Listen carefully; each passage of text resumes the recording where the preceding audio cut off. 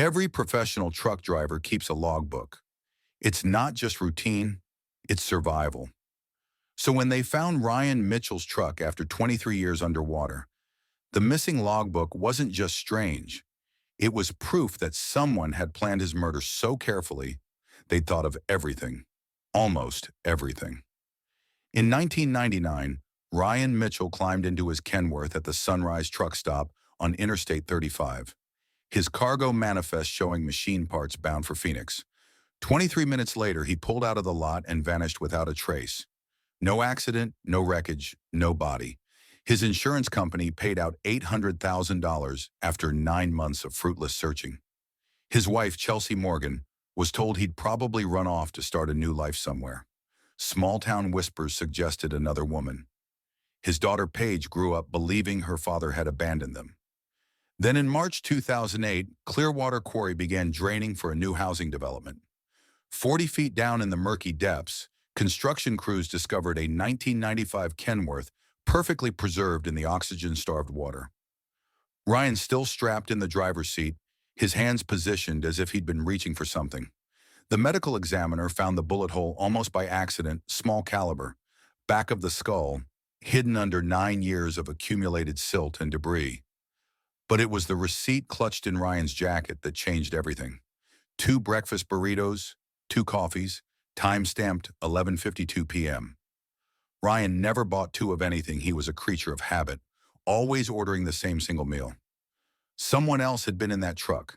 Someone who knew exactly which quarry hadn't been used since 1987. Someone who could wait 9 years for their perfect crime to surface from the depths.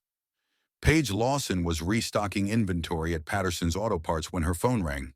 Unknown number, local area code. She almost declined the call, probably another telemarketer, but something made her thumb hover over the accept button. "Paige Lawson speaking," she answered cautiously.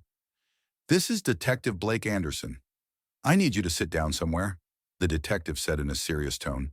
She laughed, sharp and wrong. "I'm at work."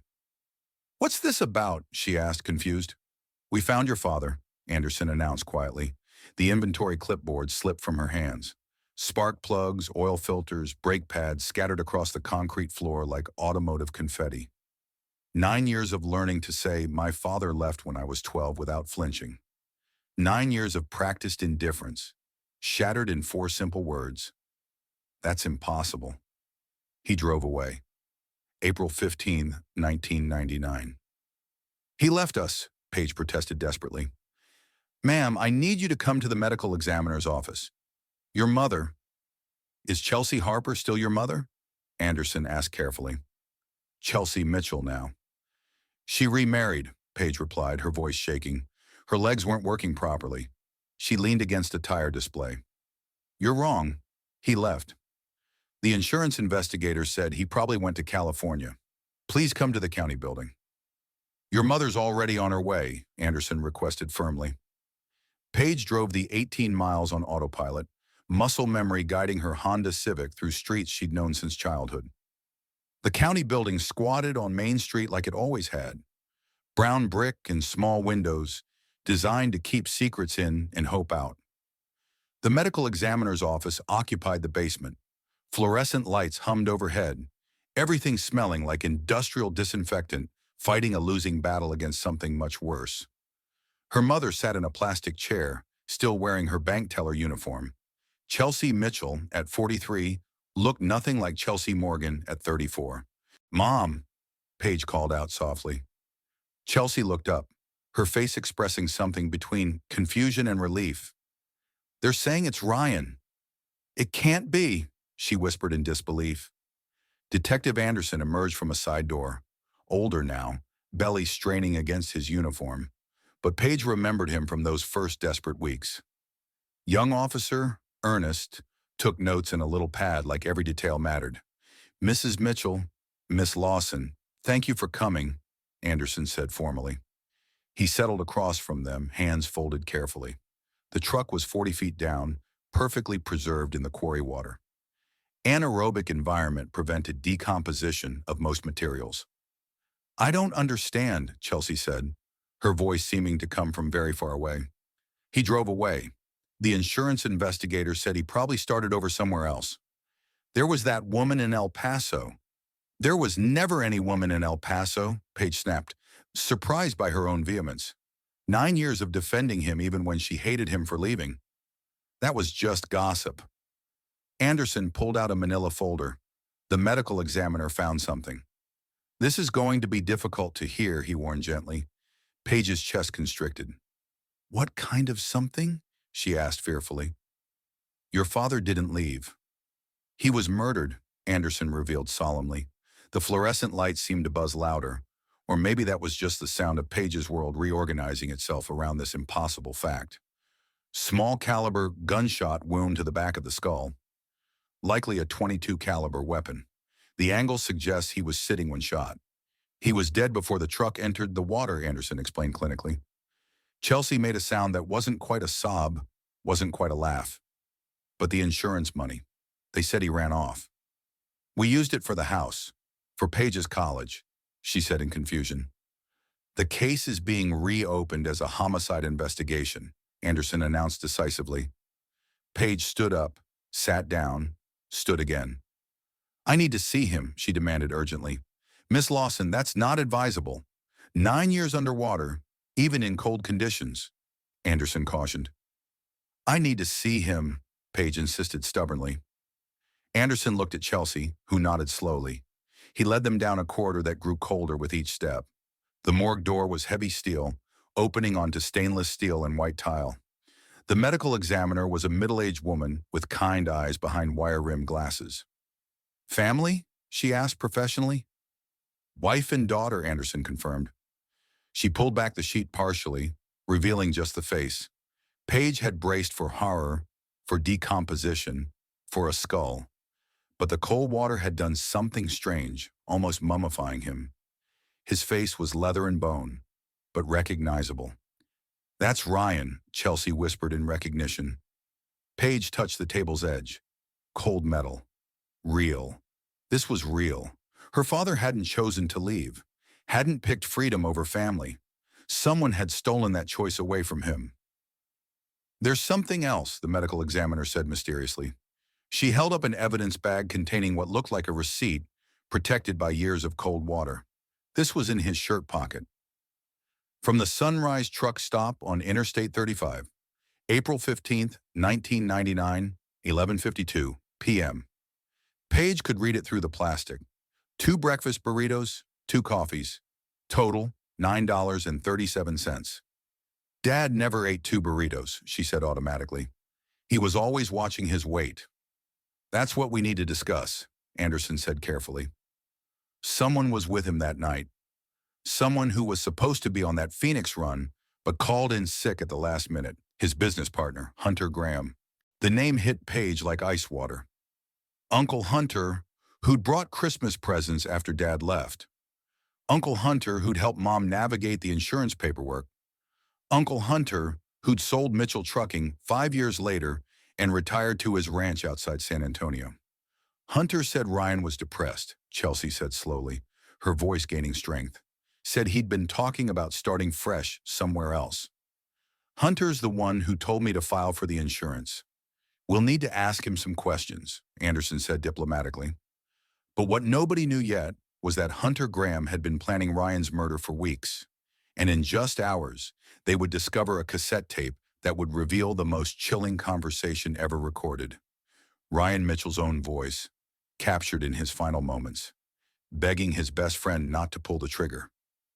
The impound lot stretched behind chain-link fencing, filled with the automotive casualties of various crimes. Ryan's Kenworth sat in the far corner, water still dripping from its undercarriage. Algae covered it like green fur. The chrome was tarnished beyond recognition. Anderson opened the driver's door carefully. The cab exhaled 9 years of quarry water and silence. Paige's school photo was still clipped to the sun visor, protected by plastic. 12 years old, braces gleaming, holding her honor roll certificate. He kept it, she said, voice cracking with emotion. There's more, Anderson pointed out. He gestured to the sleeping compartment behind the seats. His overnight bag, packed for a 3-day run. Nothing missing except his logbook.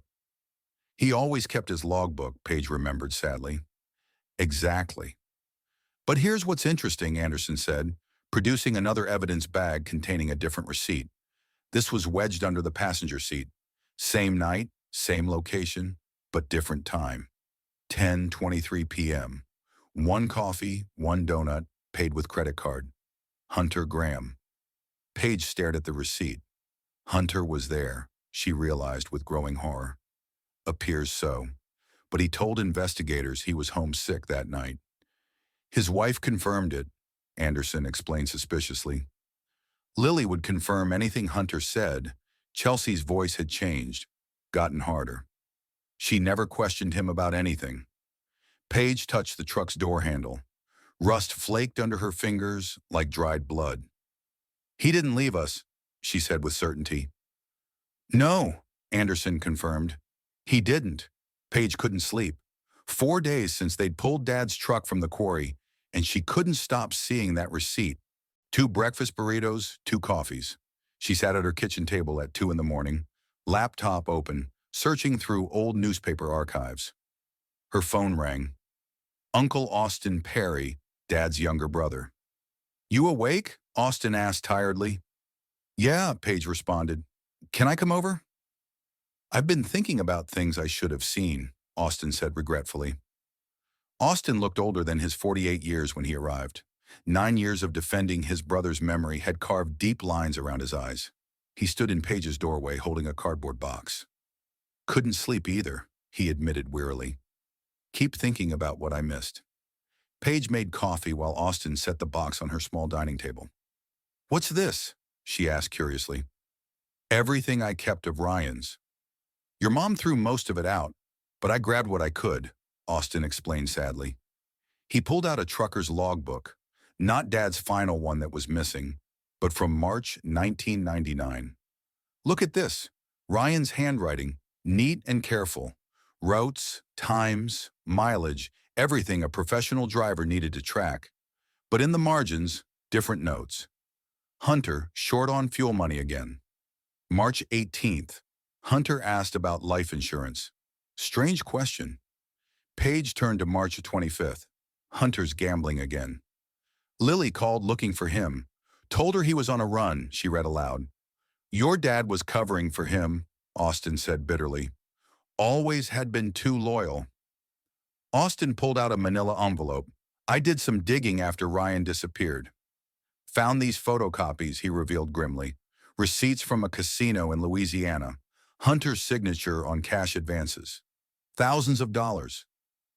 How did you get these? Paige asked in amazement. Bartender there was a friend of mine. Hunter owed money to dangerous people. The kind who don't accept payment plans, Austin explained darkly. Paige's phone rang. Detective Anderson, we need you to come in, both you and Austin, if he's there. I can hear him breathing, Anderson said urgently. They drove separately to the station. Dawn was breaking over the small Texas town, painting the sky the color of rust. Anderson led them to an interview room, where a laptop sat on the table. We pulled this from the truck's sleeping compartment. It was in a waterproof case that truckers use for important paperwork. Still worked after we dried it out, Anderson explained excitedly. He turned the screen toward them.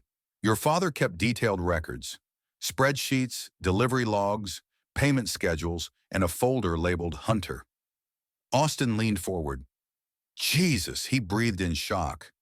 Inside were scanned IOUs, dozens of them. Hunter Graham owed Mitchell Trucking $63,000. The last one was dated April 10th, 1999, 5 days before Ryan died. There's more, Anderson said, clicking another file. Insurance documents. Ryan had a $700,000 life insurance policy, standard for owner-operators. But the beneficiary change form was dated April 12th, 3 days before his death. The beneficiary had been changed from Chelsea Mitchell to Mitchell Trucking, LLC. That's not Dad's signature, Paige said immediately with conviction. Look at the R in Ryan. Dad made his R's differently, 3 separate strokes, not connected. We noticed. We also pulled Hunter's financial records from 1999. April 22nd, 7 days after Ryan disappeared, Hunter deposited $12,000 cash, said it was from a delivery bonus, but the company that supposedly paid it went out of business in 1997, Anderson revealed suspiciously. Where is Hunter now? Austin asked grimly. Ranch house outside San Antonio. Retired there in 2004 after selling the trucking business. We're heading there this afternoon, Anderson announced. I want to come, Paige demanded firmly. That's not advisable, Anderson cautioned. Please, I need to see his face when you ask him about this, Paige pleaded desperately. The drive to San Antonio took 3 hours through rolling hill country. Hunter's ranch sat on prime acreage, all stone and timber. A new boat was docked at the private pond. Money everywhere. 9 years of spending what he'd stolen. Paige parked where Anderson indicated, far enough back but with a clear view of the house. She watched the detective and 2 officers approach the front door. Hunter answered quickly, smiling. Older, grayer, but still the same Uncle Hunter who taught her to ride horses. He was laughing, shaking Anderson's hand, playing the friendly retiree perfectly. Then Anderson must have said why they were there. Hunter's body language changed instantly. Shoulders stiffening, step backward, head shaking in denial. He's going to run, Austin predicted tensely. But Hunter didn't run. He invited them inside, still maintaining that genial host facade. The door closed behind them. Paige's phone rang. Unknown number. Paige, came a voice she recognized. Lily Graham, Hunter's wife. Voice rough from decades of cigarettes. Is it true about your father? They found him in the quarry? Yes, Paige confirmed quietly. Silence, then. I knew. God help me, I knew something was wrong, Lily confessed painfully. Paige's heart pounded. Lily, she prompted gently. Hunter came home that night covered in mud. Said he'd had to help another driver with a flat tire. But Ryan's truck didn't have a flat when they found it, did it? Lily asked knowingly. No, Paige replied. I'm at my sister's in Houston. Been here since yesterday when the detective called. I can't go back. 28 years of marriage, and I'm done lying for him, Lily declared with finality. What happened that night? Paige asked urgently. Hunter left at 8:30. Said he was meeting Ryan about a business problem. Came back at 4 in the morning. His boots were muddy, pants torn. There was blood on his shirt, just a little on the cuff. I washed it, Lily's voice broke. God forgive me, I washed it. Will you testify? Paige asked hopefully. A long pause. Yes. Your father was a good man. He deserved better than what Hunter gave him, Lily promised solemnly. The ranch house door opened. Hunter emerged in handcuffs, Anderson behind him. Even from 50 yards away, Paige could see Hunter scanning the area. Looking for something. His eyes found her car, found her watching through the windshield. He smiled, the same smile from her graduation, from Mom's wedding. Like he was proud of her. Don't, Austin warned, gripping her arm. But Paige was already out of the car, walking toward them across the gravel driveway. Hunter watched her approach, that smile never wavering. Paige, honey, he called out warmly. Don't you dare, Paige snapped angrily. Your father would be proud of you, Hunter said, his voice carrying across the space between them. He always talked about you. Every run, showing that picture to other drivers, telling everyone about his smart daughter. You killed him, Paige accused directly. I tried to save him. The business was failing because of my debts. You don't understand what those people would have done to me? To all of us, Hunter justified desperately. So you shot him? Paige pressed relentlessly. Hunter's smile finally faded. He wouldn't take the money. Said he'd rather lose everything honestly than steal from an insurance company. Stubborn fool. I offered him half of the payout to disappear. More than half. He could have started over, sent for you and your mother later, Hunter explained coldly. He would never have left us, Paige stated with absolute certainty. No, Hunter agreed bitterly. That was the problem. Ryan always did the right thing, even when it was the stupid thing. But the most shocking revelation was yet to come. Hidden in Hunter's storage unit, investigators would find a cassette tape that captured Ryan Mitchell's final moments, his own voice pleading for his life, begging Hunter to remember their friendship, promising to find another way to solve the debt problem. A recording that would prove Hunter had planned the murder down to the smallest detail, including what he would tell the police afterward. Sunset Storage sat behind the old cotton gin, rows of orange doors baking in the Texas heat. Unit 23 was climate-controlled, the expensive kind. Anderson had the door rolled up, deputies photographing everything inside. Boxes, dozens of them, labeled with dates. Paige saw one marked April 1999. "Can I look?" Paige asked nervously. "Gloves first," Anderson instructed, handing her latex gloves. "We think he kept records of everything, some kind of insurance policy in case anyone came after him." Paige opened the April box. Photos, the truck, the quarry, shipping manifests, and at the bottom, a cassette tape labeled April 15th, 1999. R.M. Jesus, Anderson breathed in amazement. "Is that Dad recorded sometimes on long runs. Said it helped him stay alert." "Talking through his thoughts," Paige explained shakily. They drove to the station in silence. The evidence technician had an old cassette player, the kind Paige remembered from elementary school. The tape clicked in, static hissing, then Dad's voice, alive and tired and 9 years dead. 2300 hours, April 15th. Loading dock was crazy tonight. Hunter showed up drunk again. Had to cover his load, Ryan's voice crackled through the speaker. The recording cut off, picked up again. Back on 35. "Hunter followed me to the Sunrise. Says he needs to talk about the business." "Christ, I know what that means." "More money problems." Paige gripped Austin's hand. 2347. Hunter's getting in the cab. "He's pretty worked up about something," Ryan continued wearily. Hunter's voice slurred. "Just drive, Ryan. Drive and listen." "You're drunk," Ryan observed with concern. "I'm desperate. There's a difference. You know what Carlos Herrera does to people who owe him $63,000? Hunter asked desperately. "That's your problem, Hunter," Ryan replied firmly. "No, that's our problem. He'll come after the business." "After both of us," Hunter argued frantically. The truck engine rumbled. Paige could hear the turn signal, the shift of gears. "Hunter, what's that in your hand?" Ryan asked suspiciously. "Insurance papers." "Sign them," Hunter demanded. "I'm driving," Ryan protested. "Pull over." "There's a spot up ahead, the old Clearwater access road," Hunter directed coldly. Paige's chest tightened. Austin squeezed her hand. Dad's voice again. "This changes the beneficiary to the company?" Ryan asked, reading. "Temporary. Just till I pay off Carlos. If something happens to you, God forbid, the business gets the money, pays the debts." "Everyone's safe," Hunter explained convincingly. "No, Hunter," Ryan refused steadily. "Please, Ryan, I'm begging you," Hunter pleaded desperately. "I said no." "And put that gun away," Ryan commanded sternly. "Gun?" Hunter's voice, different now, steadier. "I don't think you understand how serious this is." "Put it away, Hunter," Ryan ordered. Silence except for the engine. Then Hunter, cold now.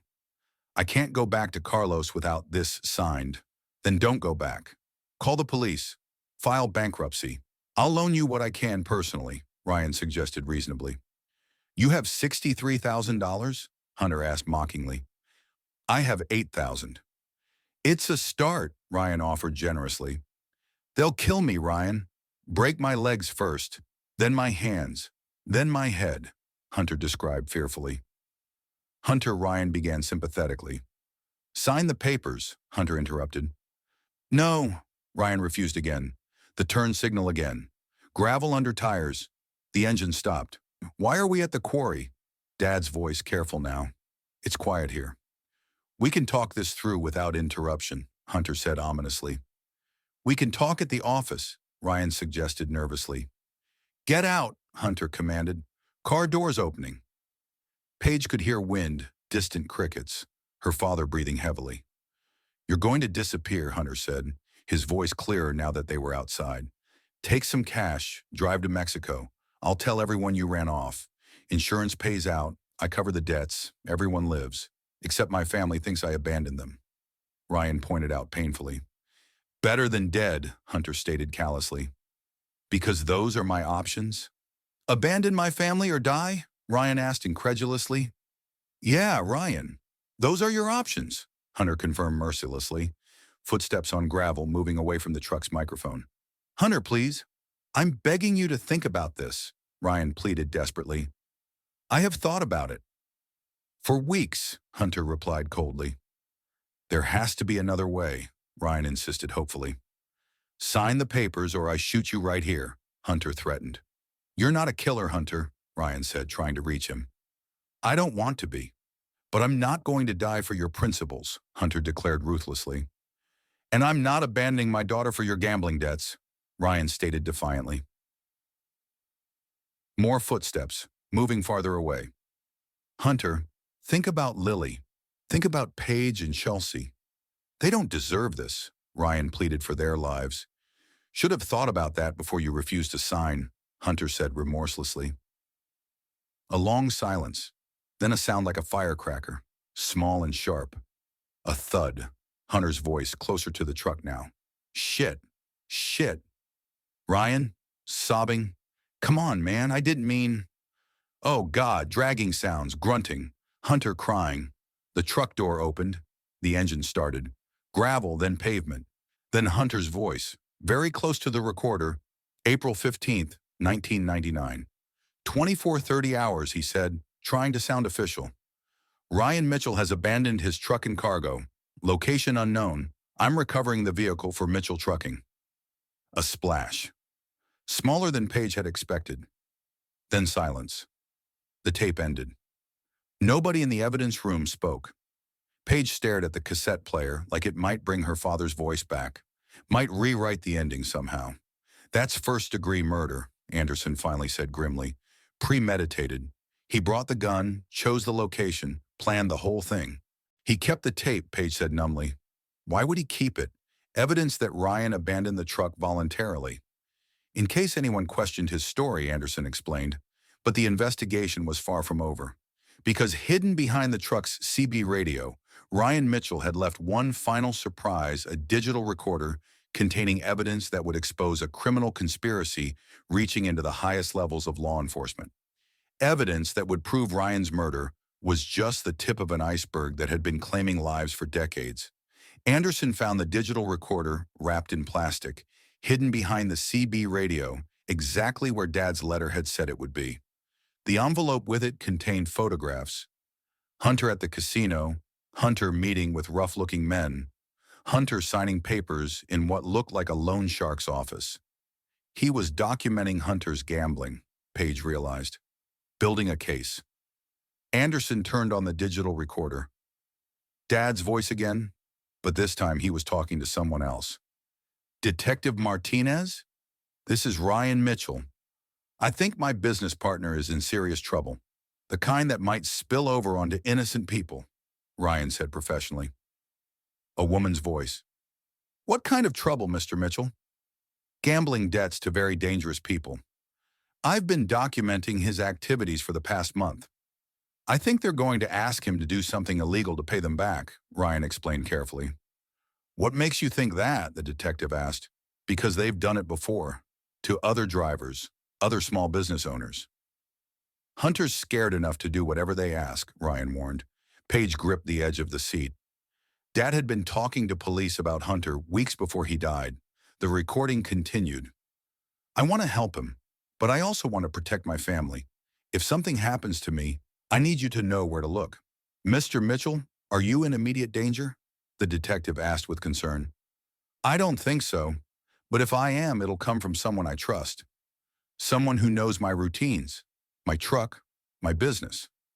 Detective Martinez, if something happens to me, start with Hunter Graham, Ryan instructed prophetically. The recording ended. Anderson was already on his radio, calling the department. Within hours, they discovered that Detective Martinez had tried to investigate, but the case had been taken away from her and buried. The captain who'd buried it had been taking bribes from the same loan shark who'd been pressuring Hunter. The conspiracy reached deeper than anyone had imagined. Police officers, judges, city officials, all of them protecting a criminal organization that had been preying on honest business owners for decades. The trial of Hunter Graham lasted 2 weeks. The prosecution had everything they needed: the victim's own voice describing his murder, financial records showing motive, witness testimony about Hunter's behavior. Hunter's lawyer tried to argue temporary insanity, gambling addiction, coercion by loan sharks. But the tape demolished every excuse.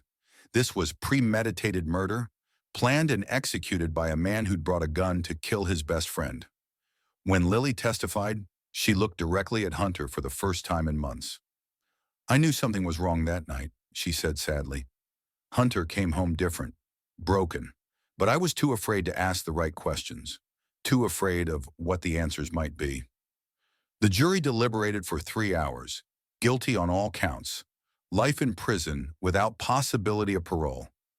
Hunter showed no emotion when the verdict was read, but Paige saw him glance her way once, just before the bailiff led him away. That same smile from her graduation, her mother's wedding, like he was proud of something. After the trial, Paige drove to Clearwater Quarry one last time. They'd refilled it after the investigation, but she could still see where Dad's truck had rested for 9 years, where he'd waited in the dark for someone to find him, to hear his story, to seek justice for his murder. "We did it, Dad," she said to the still water quietly. "We got him." The wind picked up, rippling the surface of the quarry. For a moment, Paige thought she heard something: a truck's engine in the distance, a CB radio crackling, her father's voice saying her name. But it was just the wind carrying sounds from the highway. 6 months later, Paige had quit her job at the auto parts store and started working full-time with federal investigators. But what she discovered in those first few weeks would shake her to her core and prove that her father's murder was just the beginning of something far more sinister. The conspiracy Hunter had been part of was massive, a network of corrupt officials that had operated for over 20 years, claiming the lives of dozens of honest people who'd refused to cooperate with criminal demands. But the most shocking revelation came when Paige opened a file marked priority cases and saw a photograph that made her blood run cold. It was a picture of her father, taken 3 weeks before his murder, meeting with an FBI informant. Ryan Mitchell hadn't just been documenting Hunter's crimes, he'd been working undercover to expose the entire network, which meant his murder wasn't random. It was an execution, ordered from the very top of the criminal organization. "You need to see this," Detective Anderson said grimly, handing her another file that would change everything she thought she knew about that night at the quarry. Inside were transcripts of recorded phone calls between Hunter and someone whose voice made Paige's hands shake. Because the person giving Hunter orders to kill her father wasn't Carlos Herrera. It was someone much closer to home, someone who'd sat in the front row at Ryan's memorial service, comforting the grieving family while knowing exactly what had happened that night. Her phone rang constantly. Families who'd heard about her case, people looking for missing loved ones, investigators requesting her help with similar cases. But one call would haunt her forever. "Miss Lawson, this is Margaret Donovan," the elderly woman said, her voice trembling with age and emotion. "I saw your story on the news. My husband disappeared in 1995. The police said he ran off with his secretary, but I never believed it. Recently, I found something in our basement that proves they were lying." Paige sat down slowly. "What did you find, Mrs. Donovan?" she asked carefully. "A cassette tape," Margaret whispered, hidden behind the water heater. My husband's voice describing how corrupt police officers were threatening to kill him if he didn't cooperate with their drug operation. "The last thing he says on the tape is your father's name. He says Ryan Mitchell is the only trucker honest enough to help him gather evidence." The room seemed to spin around Paige. Her father had been involved in this conspiracy for years before his death, helping other victims, building a case that would have exposed everything. Which meant Hunter hadn't just killed her father for insurance money. He'd killed him to protect a criminal empire that reached into the highest levels of law enforcement. "Mrs. Donovan, where is this tape now?" Paige asked, her voice barely steady, hidden in a place where only someone who truly knew my husband would think to look. "But Miss Lawson, there's something else. Something that will terrify you as much as it terrified me." Paige's chest tightened. "What?" The last entry on the tape is dated April 10th, 1999, 5 days before your father died. My husband says that Ryan Mitchell has agreed to meet with federal agents on April 16th to turn over evidence that would destroy the entire network. Someone found out about that meeting, Miss Lawson. Someone killed your father to prevent it from happening. The line went dead. Paige looked at the photo on her desk. Dad's school picture, the one that had waited 9 years in his truck. Next to it, photos of other victims they'd identified, each one representing a family that had waited years for answers. But now she realized these weren't random crimes. They were systematic eliminations of anyone brave enough to stand up to corruption. Her phone rang again. Unknown number. Paige Lawson, she answered cautiously. You're getting too close, a man's voice said coldly. Your father made the same mistake. He thought he could be a hero. Look how that ended. Who is this? Paige demanded, but her hands were already shaking. Someone who's been watching you for 6 months. Someone who knows where your mother works, where your stepfather takes his morning walks, where your Uncle Austin lives. Drop the investigation or join your father at the bottom of a very deep hole. The threat was clear, but what the caller didn't know was that Paige had been recording every phone call since the day Hunter was arrested. And this voice, this specific voice, belonged to someone she trusted completely. Someone who'd been feeding information to criminals for decades while wearing a badge and pretending to serve justice. I'll be there tomorrow, she said into the phone after hanging up, accepting another case but knowing that this one might be her last. She hung up and started preparing for another family's long-awaited reunion with the truth. Another chance to prove that love survives even murder. That truth eventually surfaces even from the deepest water. That justice delayed is not always justice denied. But she also prepared for the possibility that exposing this conspiracy might cost her everything. In her purse, she carried Dad's final letter, the one Hunter had hidden for 9 years. She'd read it so many times the paper was wearing thin at the creases, but she needed those words, needed his voice telling her to be strong, be honest, be the woman he'd known she'd become. Because tomorrow she would either finish what her father started or become another victim in a conspiracy that had been claiming lives for decades. I love you more than all the stars in Texas, she whispered, reading the letter one more time. But as she looked up at those same stars, Paige realized that someone was watching her through her apartment window. Someone who'd been following her for months, waiting for the right moment to silence Ryan Mitchell's daughter forever. The conspiracy wasn't over. It was just getting started. Paige looked out the window at the Texas sky, vast and eternal. Somewhere up there, Ryan Mitchell was finally at peace, knowing his daughter had finished what he started. The truth had survived, just like he'd promised it would.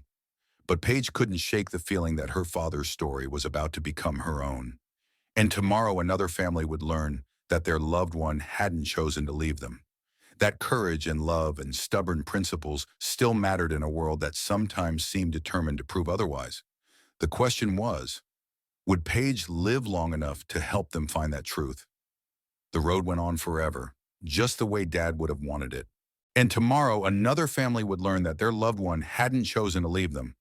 That courage and love and stubborn principles still mattered in a world that sometimes seemed determined to prove otherwise. But Paige's story teaches us something profound about the nature of truth itself.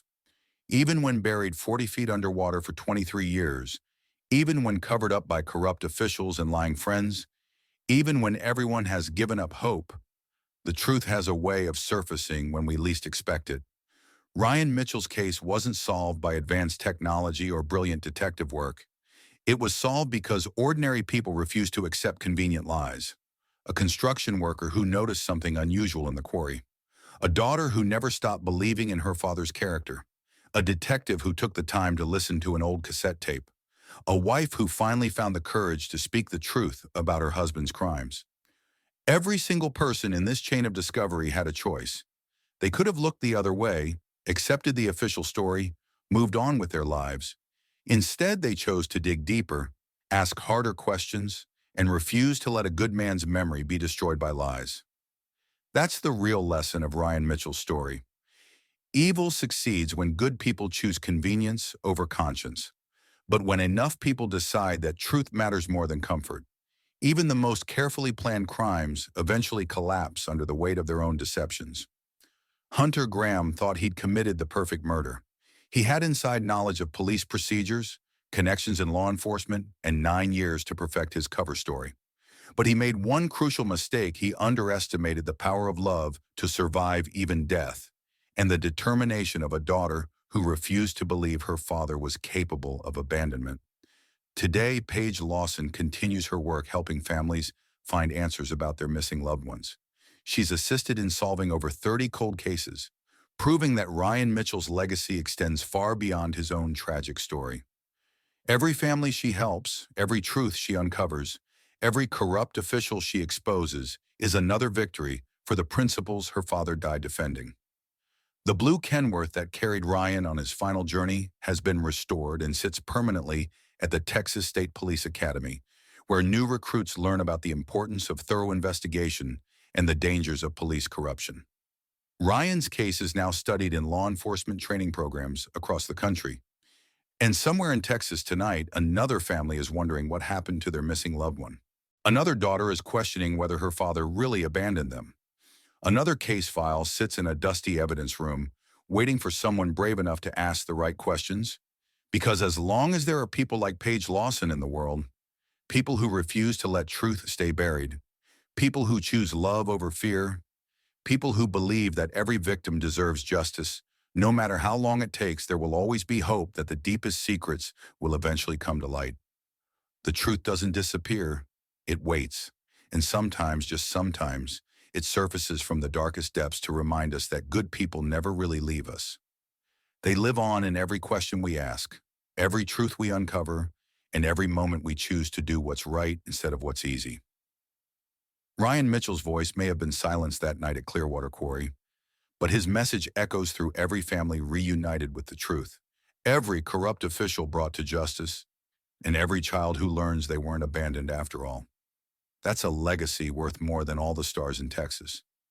If this incredible story of betrayal, determination, and ultimate justice left you questioning everything you thought you knew about trust and loyalty, make sure you hit that subscribe button and ring the notification bell so you never miss our deep dives into cases that prove truth really is stranger than fiction. In the comments below, I want to know what you think. If you discovered that someone you'd trusted your entire life had been lying to you about something this devastating, would you have had the strength to pursue the truth like Paige did? Or would the fear of what you might discover have stopped you from digging deeper? Let me know your thoughts. I read every single comment. And remember, if you're dealing with your own missing person case or have information about an unsolved disappearance, never give up hope. As Ryan Mitchell's story proves, it's never too late for the truth to surface.